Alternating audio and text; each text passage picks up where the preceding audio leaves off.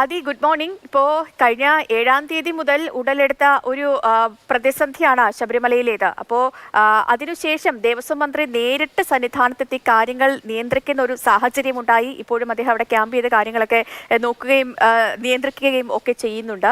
അപ്പോൾ നിലവിൽ ഈ സന്നിധാനത്തെ അവസ്ഥ എങ്ങനെയാണ്? ഭക്തജന തിരക്കൊക്കെ നിയന്ത്രണ വിധേയമാണോ ആദി?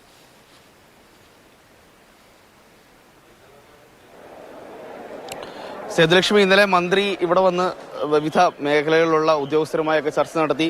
മന്ത്രിയും ദേവസ്വം ബോർഡ് പ്രസിഡന്റും തന്ത്രിയും ഉൾപ്പെടെയുള്ള സംഘം ഇവിടെ സന്നിധാനത്ത് തന്നെ തങ്ങി വൈകുന്നേരം മടങ്ങുന്ന രീതിയിൽ അത്തരത്തിൽ ദീർഘനേരം ഇവിടെ ഇരുന്ന് ഇവിടുത്തെ സുരക്ഷാ ക്രമീകരണങ്ങളും മറ്റു ക്രമീകരണങ്ങളും ഒക്കെ വിലയിരുത്തി നിയന്ത്രണങ്ങൾ വിലയിരുത്തുകയുണ്ടായി. അതിന്റെ അടിസ്ഥാനത്തിൽ ഏറെ പണിപ്പെട്ട അല്ലെങ്കിൽ ഏറെ വിവാദങ്ങൾക്ക് ശേഷം ശബരിമലയിൽ തിരക്ക് നിയന്ത്രണ വിധേയമാക്കി എന്ന് വേണം പറയാൻ. ഇന്നലെ ഞാൻ പമ്പയിൽ നിന്ന് ഇവിടേക്ക് എത്തിയത് 2 മണിക്കൂറിലധികം സമയമെടുത്തുകൊണ്ടാണ്.